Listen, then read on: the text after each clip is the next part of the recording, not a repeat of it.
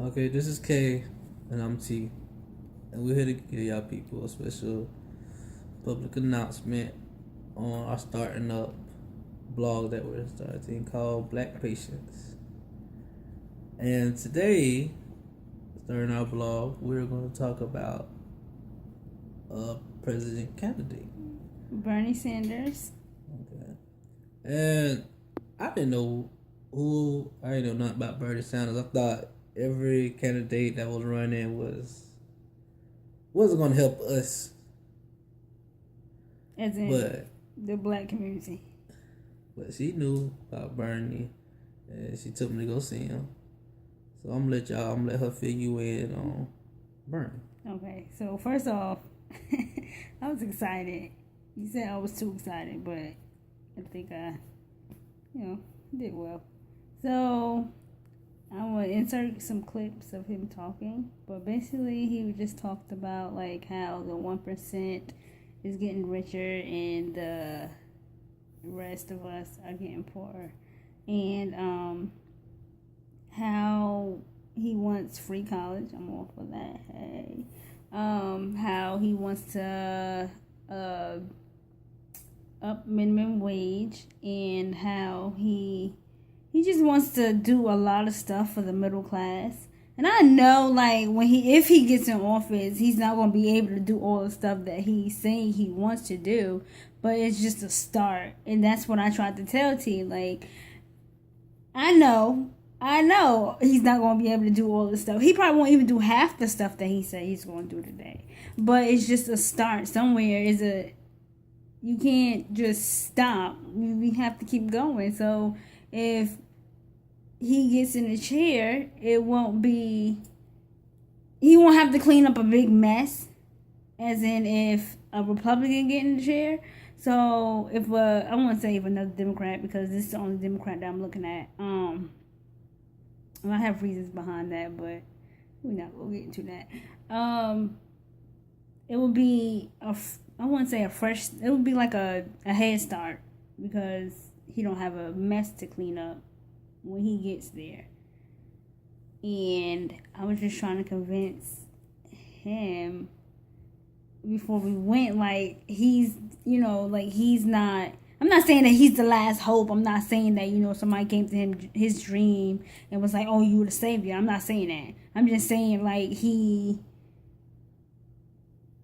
stuff that he's talking about and the issues that he touching on need to be put to the forefront. Yes, so that's just what it's going to be today. Thank you for watching, and once again, this is Black Patience, and we're out. Bye.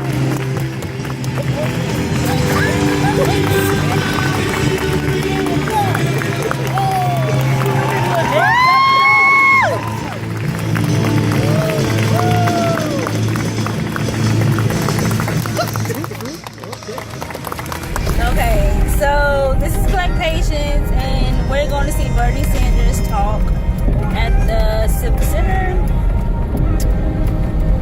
Yeah. Oh, shit. Okay.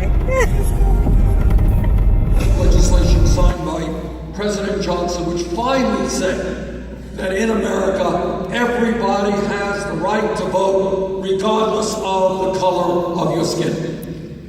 But you all know that important piece of legislation has been significantly gutted by a Supreme Court decision of 2 years ago.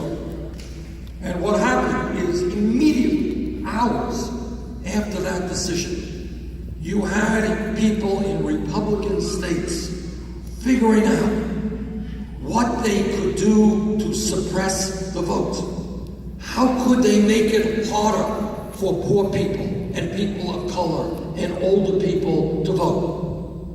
Now, I have run in many elections in my life, lost some, won most of them. But I can honestly tell you that it has never ever occurred to me to go into an election and say, how can we suppress the vote from those people who might be voting against me? I regard people who are trying to deny fellow Americans the right to vote as cowards, as people who don't have the confidence in their own ideas to win elections.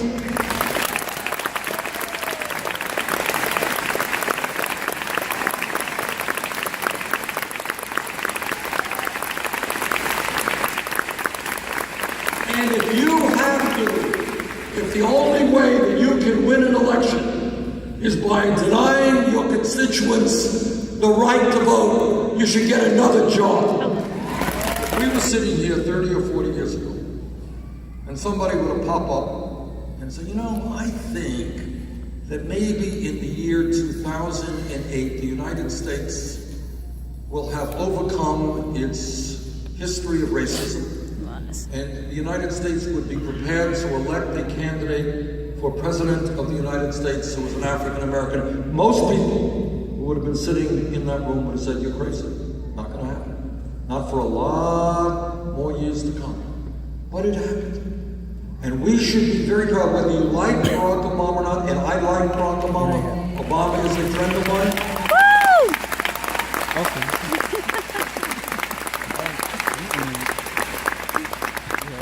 He came to Vermont in 2006 to campaign for me. I campaigned for him. And I disagree with him on some issues. I'll be very frank. He's wrong on this trade issue, wrong on taxes. I have a lot of differences with him. Thank you, Brian. But I like him. But here's the point.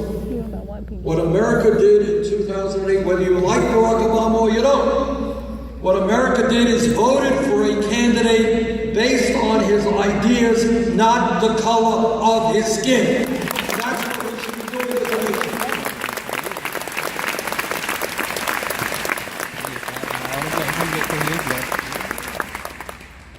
But we all know that while this country has made significant progress, we still have a very, very long way to go to end all forms of institutional racism and to make major reforms in our very broken criminal justice system.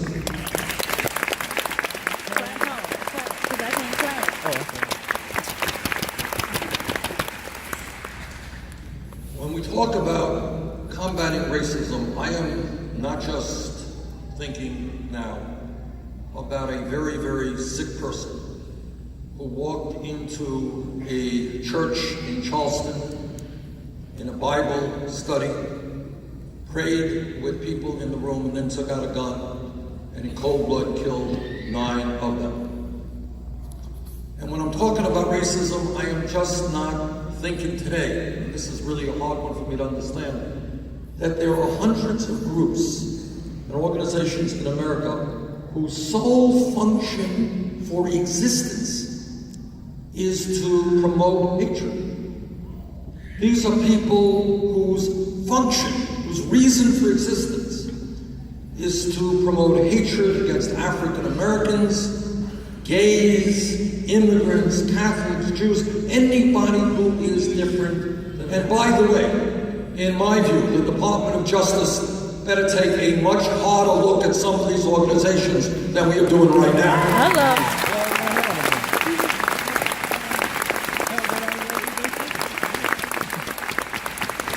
Freedom of speech is one thing, but killing people is something else. But when I'm talking about racism in this country, I am also talking about people like Sandra Bland, or Michael Brown, or Rekia Boyd, or Eric Garner, or Walter Scott, or Freddie Gray, and too many others whose names we do not know, who died at the hands of police officers or in police custody. Yes.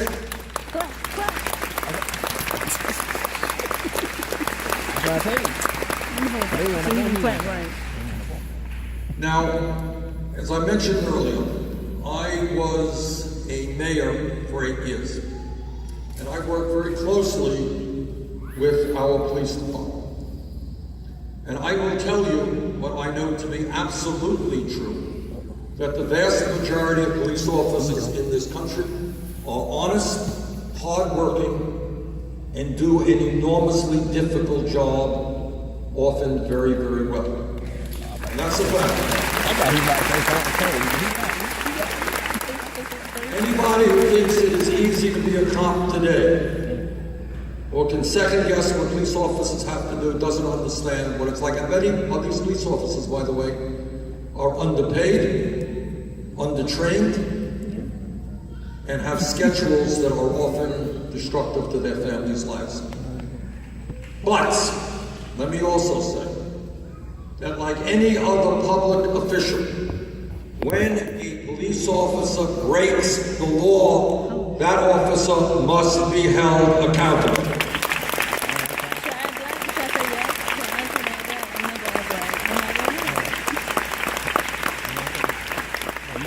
When we have more people in jail, disproportionately, by the way, people of color, than any other country, we know that we have a broken criminal justice system. And I'm not going to go into all of the areas that I think need reform, but let me just touch on a few. For a start, what good police officers do, and I have seen that when I was mayor, is when you have a volatile, dangerous situation, when you have fights, what good police officers try to do is calm down the situation without using force and understanding that lethal force is the last thing that you do and only under extraordinary circumstances. So we need to take a hard look at the allowable use of force and make sure that lethal force is used only when absolutely necessary.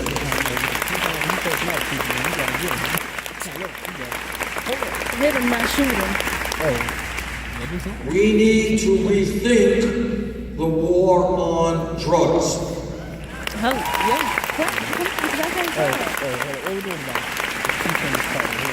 I find it interesting that many young people have a criminal record for smoking marijuana, but not one major Wall Street executive has been prosecuted for illegal behavior which destroyed our entire economy.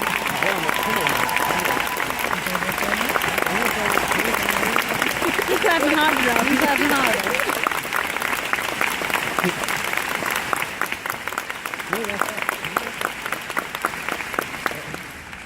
All over this country, I hear people telling me that we need to end the absurdity of private corporations making profits by building and running jails.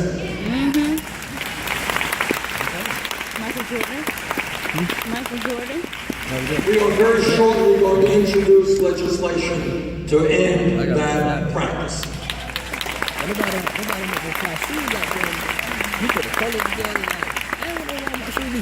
We need to invest in drug courts and medical and mental health intervention rather than more and more prosecution.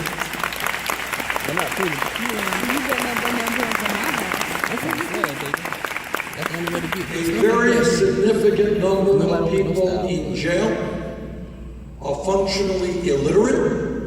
A very significant number of people in jail are suffering with mental illness. So we need, again, to be investing in mental health care, investing in education, rather than just locking up more and more people.